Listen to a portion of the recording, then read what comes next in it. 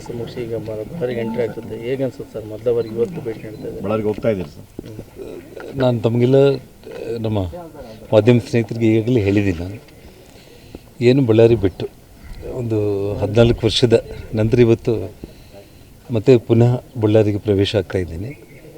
ಅದರಲ್ಲೂ ವಿಶೇಷವಾಗಿ ಒಂದು ರಾಜಕೀಯ ಪುನರ್ಜನ್ಮ ಪಡೆಯೋದಕ್ಕೆ ಗಂಗಾವತಿಯ ಅಂಜನಾದ್ರಿ ಹನುಮಂತನ ಪಾದ ಇಟ್ಕೊಂಡು ಹನುಮಮಲೆ ಸಂದರ್ಭದಲ್ಲೇ ಆ ಭಗವಂತನಲ್ಲಿ ನಾನು ಪ್ರಾರ್ಥನೆ ಮಾಡಿದೆ. ನಾನು ಯಾವುದೇ ಕಾರಣಕ್ಕೂ ಕೂಡ ಸ್ವಾಮಿ ನಿನ್ನ ಪಾದ ಇಟ್ಕೊಂಡು ನಂಬಿ ಇಲ್ಲಿಗೆ ಬಂದಿದ್ದೀನಿ. ಗಂಗಾವತಿ ನಗರದಲ್ಲಿ ಶಾಸಕ ಆಗೋದ್ರ ಮೂಲಕ ರಾಜಕೀಯ ಪುನರ್ಜನ್ಮ ನೀಡಬೇಕು. ಜೊತೆಗೆ ಯಾವ ರೀತಿಯ ರಾಮ ಲಕ್ಷ್ಮಣರು ಆ ವನವಾಸದಲ್ಲಿ ಚಾತುರ್ಮಾಸಕ್ಕೆ ನಮ್ಮ ಕಿಷ್ಕಿಂದ ಭೂಭಾಗಕ್ಕೆ ಇಲ್ಲಿ ಬಂದಿದ್ದರು ಗಂಗಾವತಿಗೆ.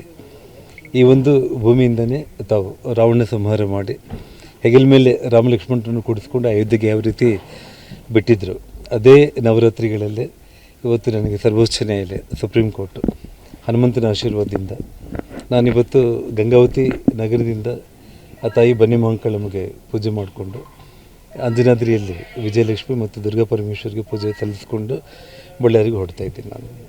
ಈಗ ಭಾಳ ದಿನದ ಕನಸಾಗಿತ್ತು ಸರ್, ಭಾಳ ಸಾಕಷ್ಟು.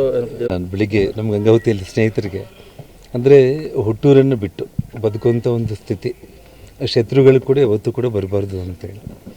ಯಾಕೆಂದರೆ ನಮ್ಮ ಹಿರಿಯರು ಹೇಳಿದಾಗೆ ಇಡೀ ಜಗತ್ತೆಲ್ಲ ನಾವು ಸುತ್ತಾಡಿ ಬಂದರೂ ಕೂಡ ನಾವು ನಮ್ಮೂರೇ ನಮಗೆ ಮೇಲ್ ಅಂತೇಳಿ ಯಾವ ರೀತಿ ನಮ್ಮ ಗಾದೆ ಮಾತಿದೆನೋ ಆ ರೀತಿ ಪ್ರತಿ ಕ್ಷಣ ಕೂಡ ಬಳ್ಳಾರಿಯಲ್ಲಿ ತುಂಬ ಬಡತನದಿಂದ ಹಿಡಿದು ಶ್ರೀಮಂತಿಕೆ ರಾಜಕೀಯ ಎಲ್ಲ ವಿಚಾರಗಳಲ್ಲಿ ಕೂಡ ಬಳ್ಳಾರಿಯನ್ನು ಬಿಟ್ಟು ಒಂದು ಕ್ಷಣ ಕೂಡ ಬದುಕ್ತಿರೋ ನನಗೆ 14 ವರ್ಷ ದೂರ ಮಾಡಿರೋಂಥ ಒಂದು ವಿಚಾರ.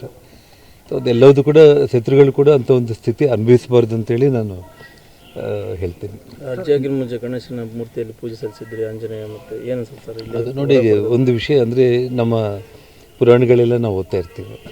ಅಂದರೆ ಒಂದು ಕೆಟ್ಟ ಸಮಯ ಬಂದಾಗ ಏನೇ ಪ್ರಯತ್ನ ಮಾಡಿದರೂ ಕೂಡ ಪ್ರತಿಯೊಂದು ಎದುರಾಗುತ್ತೆ. ಒಳ್ಳೆಯ ಸಮಯ ಬಂದಾಗ ಎಲ್ಲ ಶುಭ ಶಕುನಗಳು ಎದುರಾಗುತ್ತೆ. ಆ ರೀತಿ ನಾನು ಸುಪ್ರೀಂ ಕೋರ್ಟಲ್ಲಿ ಅಪ್ಲಿಕೇಶನ್ ಆಗಬೇಕು ಅಂತ ನಾನು ತೀರ್ಮಾನ ಮಾಡಿ ಒಳ್ಳೆಯ ಸಮಯ ನಿಗದಿ ಮಾಡುವಂಥ ಸಂದರ್ಭದಲ್ಲಿ ಗಂಗಾವತಿಯ ಒಂದೆಲ್ಲ ಗಣೇಶನ ಮೂರ್ತಿಗಳಿಗೆ ನಾನು ವಿಸಿಟ್ ಮಾಡೋ ಸಂದರ್ಭದಲ್ಲಿ ವಿಜಯವೃಂದ ಗಣಪತಿ ಅಂತೇಳಿ ನಮ್ಮ ಗಂಗಾವತಿಯಲ್ಲಿ ಅಲ್ಲಿಗೆ ಹೋದಾಗೆ ಅಪ್ಲಿಕೇಶನ್ಸ್ ಅಫಿಡವಿಟ್ಸ್ ಎಲ್ಲ ಲಾಯರ್ಗಳು ತಯಾರು ಮಾಡಿ ತೊಗೊಂಡು ಬಂದಿದ್ದರು.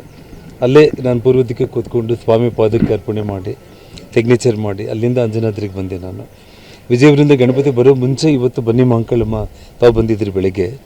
ಅಲ್ಲಿ ನನಗೆ ಒಂದು ವಿಚಿತ್ರ ಅಂತಂದರೆ ಆ ಗಿಡದ ಕೆಳಗಡೆಯಿಂದ ನಡ್ಕೊಂಡು ಬರ್ತಾಯಿದ್ದೆ. ನೋಡಿದ ತಕ್ಷಣ ಬನ್ನಿ ಗಿಡ ಅಂತ ಹೇಳಿದರು.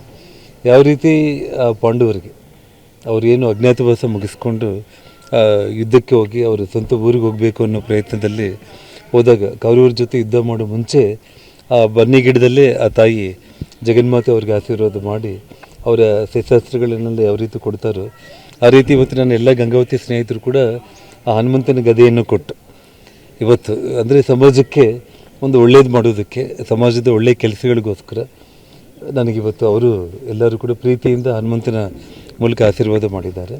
ಹಾಗಾಗಿ ಎಲ್ಲ ಒಂದು ಶುಭ ಸೂಚನೆಗಳಂದರೆ ಆ ಬನ್ನಿ ಮಹಾಂಕಾಳಮ್ಮ ಆಗಿರ್ಬೋದು, ವಿಜಯವೃಂದ ಗಣಪತಿ ಆಗಿರ್ಬೋದು, ನವರಾತ್ರಿಗಳ ಮೊದಲನೇ ದಿನ ನಾನು ಬಳ್ಳಾರಿಗೆ ಹೋಗುವಂಥ ಸುಸಂದರ್ಭ ಆಗಿರ್ಬೋದು, ಅಲ್ಲಿ ಗಂಗಾವತಿಯಲ್ಲಿ ತಾಯಿ ದುರ್ಗಮ್ಮ, ಅಲ್ಲಿ ಬಳ್ಳಾರಿಯಲ್ಲಿ ಕೂಡ ತಾಯಿ ದುರ್ಗಮ್ಮ.